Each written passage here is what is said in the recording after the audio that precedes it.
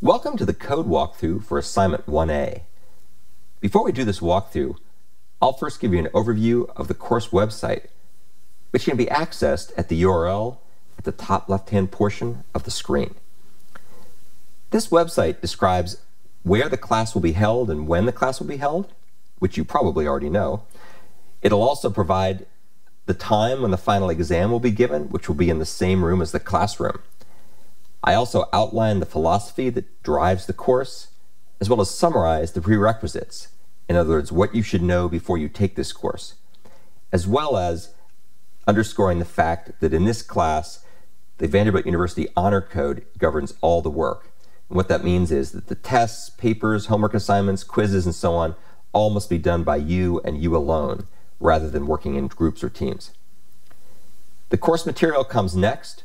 First, we have the course logistics, which are various pieces of information that you should understand in order to do well in this class, such as when and where the office hours will be held, what the course will cover, what you'll be expected to do in the course, how the programming assignments will be handled. Make sure you read this link carefully because it's important to follow these instructions. And there's also a summary of the textbooks and recommended reading. Then we also have a big section that's currently mostly unfilled in. This is where I'll be putting, for each class during each week, the links to the MP4 screencast of the lecture, as well as the PDF versions of the slides that I present in the class. You can also access the video information from my YouTube playlist.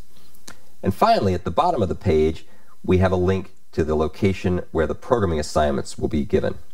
So if we click on that, you can see we go over here and we find ourselves at my GitHub repository in the CS891 subrepository, and currently this has assignment 1A, which is what we'll be covering here in just a moment. If you want to get access to this code and the projects, you simply go to the CS891 folder in my repository, and you go ahead and click on the clone or download link, and that will give you a Git URL. So you copy that, and once you've copied that Git URL, then you can simply go ahead and come down and use a shell like Bash or the Microsoft Windows shell or whatnot, and you can go ahead and clone that Git URL. So you go ahead and clone it, and that will then copy all the information into your local machine. It'll download it to your local machine. Once you've cloned the Git repository, you can take a look at its contents in a file explorer. If we take a look here, we have assignment 1A. If we click on that and go down inside of it, we'll see that there's all the source code and project files. One file I want to focus on is called Readme.html. So let's go ahead and take a look at the contents of Readme HTML. This file describes what the assignment is about. The objectives of this assignment, as described here, are for you to learn how to create, start, and join Java threads. There's a number of existing videos I've filmed earlier outlining the structure, functionality, and usage of Java threads, which you can take a look at here on my YouTube account. We'll of course cover this in class, but if you want to get a head start, I recommend you watch the videos to see what you're going to be doing. The assignment itself will use the threads that you create to make a working Android app called the Pallet Simulator. And this app essentially contains a resource manager that restricts the number of beings from Middle-earth who can concurrently gaze into a fixed number of Palantiri. If you're not yet familiar with the work of J.R.R. Tolkien and Lord of the Rings and don't know what a Palantir is, you might want to take a look at this link, although you don't really have to understand it in any detail in order to be able to do the assignment. Let's now go ahead and take a look at how the assignment actually runs when we start it up in the Android emulator. This is what the program looks like when you run it in the Android emulator. If you go up here and click on the little ring icon, you'll get the menus option, and you can select the various types of being managers and Palantiri managers, which for the first program will be the Runnable thread being manager and the array blocking queue Palantiri manager, which you'll implement. You can change the number of beings by this slider. You can see now we have 10 beings, whereas initially we didn't have 10, we had 4. Likewise, you can change the number of Palantiri. As you can see, now we've got a lot more. We have 10. whereas before we only had 2. Let's go ahead and make that 2 again. And you can also go ahead and change the number of iterations, which is the number of times each of the beings will be looking at the Palantiri. If we come down here, you can see that you have various other menu options you can change. For example, you can change the transparency of the window. You can make it completely opaque versus completely transparent. You can change other things such as the performance, the animation, speed, percentages, and so on and so forth. A lot of these options are things that are mostly useful when you're trying to debug the program. So with that as background, let's go over here. We'll have 4 beings. We have some hobbits and a wizard. We have Gollum. We have a man. And then we have 2 Palantir, or Palantiri, if that's the plural. When we click the Start button, you can see that a couple of the beings go ahead and start to gaze. You can see the states are indicated underneath the various icons. You can see we have little progress bars that keep track of how many times each being has gazed. You can also see it keeps track of the number of times each of the Palantiri has been gazed into. So we have gazing versus busy versus idle and so on. And then up here we have a little title bar that keeps track of information such as now they're all completed, and if everything goes according to plan, the results are all green when you're done. In contrast, if things fail, if you get an exception or your program doesn't work properly, then chances are the title bar will be red at the end. So that indicates that something's gone wrong. So that's just a quick summary of what the program looks like. I encourage you to play around with it, and it's really quite interesting. Shows off a lot of interesting user interface features, as well as the user interface design, which we probably won't talk a lot about in this class, but certainly worth understanding to have a deeper view of how to program Android apps. Now that we watched the program run in the emulator, let's continue on with our discussion of what's actually in the assignment, starting with an overview of the assignment structure and functionality. The Palantiri Simulator app is packaged as a project in Android Studio, and you need to use version 3.x, 3.1 or 3.0.1 and so on. The app internally is written both in Kotlin and in Java. The user interface is in Kotlin, and the framework and the part you'll be implementing is in Java. And the app itself demonstrates many fascinating Android capabilities. For the purposes of this particular assignment, however, you just need to focus on one directory, which is the Runnable Threads directory, which is part of the Simulator Managers folder. And this contains the skeletons that you'll need to fill in. To compile the code, you'll need to use the provided Android Studio project. And of course, once you download the project from my GitHub account and you fill in the various to-do tasks and so on, then you'll go ahead and click the green Run App button in the Android Studio IDE. And that will automatically select the emulator to use. And I recommend you stick with versions 26 or 27, which are the more recent ones. You might be able to use the earlier versions, but I don't recommend it. Let's talk about what you actually have to do pragmatically to make things work. There's lots of folders and lots of files in the project, almost all of which you can ignore at this point. The Android program itself is structured in accordance with something called the Model View Presenter pattern. And the classes that are provided here are largely implemented for you. The relevant classes you'll have to implement are Runnable Threads Manager.java and SimpleBeingRunnable.java, and those are described down here. The places where you have to make the changes are indicated clearly with to-do comments, which show up in your Android Studio IDE with little blue colors on them, so it's easy to tell at a glance what you have to do.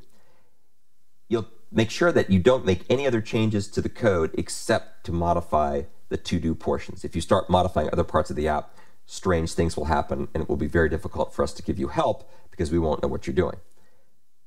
There are 4 to-do tasks in Runnable Threads Manager.java. They're summarized here, and I'll describe them in a second. And then there's a single to-do task in the SimpleBeingRunnable file. And we'll look at that also in just a second. Once you've got it all up and running, your app will be considered correct if all the beings can successfully complete all of their iterations, where you can set what the iterations count will be by the menu options we talked about earlier. A correct simulation should restrict the number of beings that are gazing to the number of Palantiri. So in other words, if there are 4 Palantiri, but say 8 beings, then only 4 beings should ever be able to gaze at a given time. And it's pretty easy to tell what's going on if you look at the visualization on the screen. And the visualization, as I showed you when we ran the app, has nice feedback to show the Palantir and being states, as well as the progress of the gazing iterations. So assuming everything goes well, as I mentioned earlier, the title bars will be green when you're finished, but if something goes wrong, then hopefully the title bars will be red. So you can tell at a glance something has happened and you need to go and do further investigations and debugging and so on. There's some additional work that the graduate students need to do. Students who are taking the class for graduate credit need to do some additional work in the Runnable threads manager.java file. And I'll talk about that when we do the detailed code walkthrough in just a moment. You can get all this code from my GitHub account. Once you've set up your GitLab account, make sure you use GitLab to store the code. It needs to be private in order to abide by the Vanderbilt Honor Code. And then, of course, you'll go through and fill in the to-do markers. This assignment is intentionally designed to be relatively simple. It's meant to give you some practice getting Android Studio up and running if you haven't worked with it before, give you a chance to learn a little bit about very fundamental Java concurrency mechanisms, basically the Java thread class. And it doesn't require you to use any of the sophisticated Java synchronization mechanisms, which we will cover later, or any of the more sophisticated Android concurrency or communication frameworks, which we'll also cover in future portions of the course. So at long last, we're ready to look at the actual skeleton code itself. I now have the skeletons that you've been provided open in my Android Studio IDE. You can see here we've got a directory called edu.vandy that has a pair of subfolders called app and simulator. The app is where all the interesting application UI code goes. This is all written in Kotlin. If you poke around here, you can learn all kinds of interesting things about Kotlin. And it's not for the faint of heart unless you know advanced Android UI programming in Kotlin, but it's very interesting. We might have a chance to go over some of that later in the class. The actual part you'll be implementing is written in Java, and it's in the simulator managers directory. And if you take a look here, there's 2 subdirectories, beings and Palantiri. We're going to focus on the beings subdirectory, in particular the Runnable threads subdirectory under beings. And all the other stuff you see here that we're not looking at is all part of what I'll term the simulation framework. And that's what's providing all the magic to glue together your part of the code that you write with the threads with all the other stuff that gives the fancy animations and so on. So let's now go ahead and take a look at the 2 files that you'll have to fill in. Some parts of each of the files will be provided for you to give you the skeleton. Here's the first file called SimpleBeingRunnable. As the name suggests, this implements the Runnable interface, which is a Java interface that has a single method called run, and it's typically used as the target for a thread, which we'll talk about in class. So SimpleBeingRunnable implements Runnable and extends being. Being is one of these framework classes we'll talk about a little bit. It has a couple of methods provided for you. It has a constructor called SimpleBeingRunnable that takes a being manager as a parameter and calls up to a superclass to do some framework initialization. It's also got a runHook method, which of course is what it will get by implementing Runnable. And the runHook method will be called back when the thread is started. So when a being starts up, its runHook method gets called back automatically by the Java infrastructure. And that in turn will call the run gazing simulation method. And that's provided as part of the being class. And we don't have to know too much about how it works, except to know that run gazing simulation is a so-called template method with the template method pattern. And it takes a number of iterations it wants to run. And when it starts to do its thing, it's going to call back to a so-called hook method called acquire, Palantir, and gaze. And this is one of the first methods you'll need to implement. And so as you can see, it has a to-do flag here, which shows up as a little blue symbol on the right-hand side of your Android Studio project window, so you know that you have to go ahead and fill this in. What you'll do here is you will call to a method in the being manager called acquire Palantir, which will get a Palantir. And this call will block if there are no Palantiri available at the moment. It'll block until one becomes available. If something goes wrong, if for some reason you've got a buggy implementation, then a concurrency error may occur, and that'll return a null. So in that case, you have to go ahead and call the being.error method, which will throw an exception and shut things down cleanly. Let's assume for sake of argument we don't have that problem, so we get back a Palantir. Then your code will gaze at the Palantir for this being. So you'll have to take a look at the Palantir interface, which is defined over here, right there, the Palantir interface. And so there's a method called gaze, and so you'll gaze at this method, and that will then block it for some random period of time that you can, in some sense, control through the parameters you give in the menus that you have available through the menu option in the application we looked at.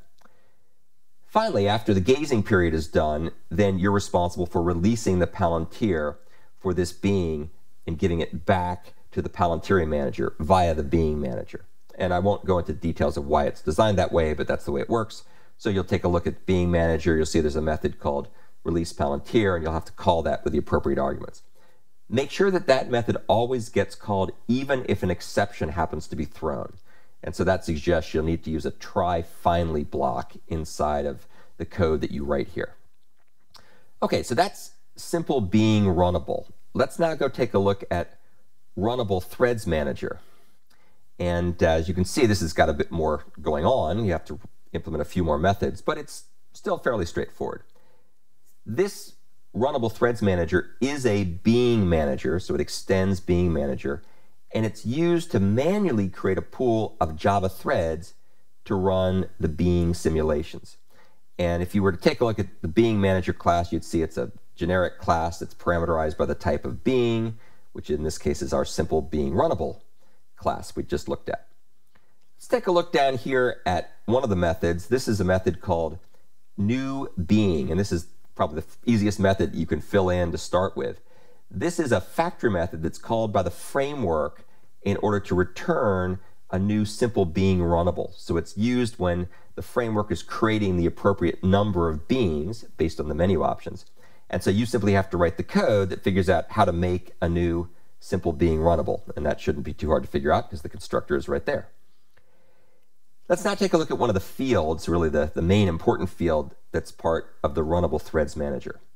This field is called mBeingThreads, and it's a list of threads that are used to keep track of which of the beings are going to be created and run in order to acquire the Palantir and gaze. So it's basically a collection that keeps track of beings which are implemented as threads.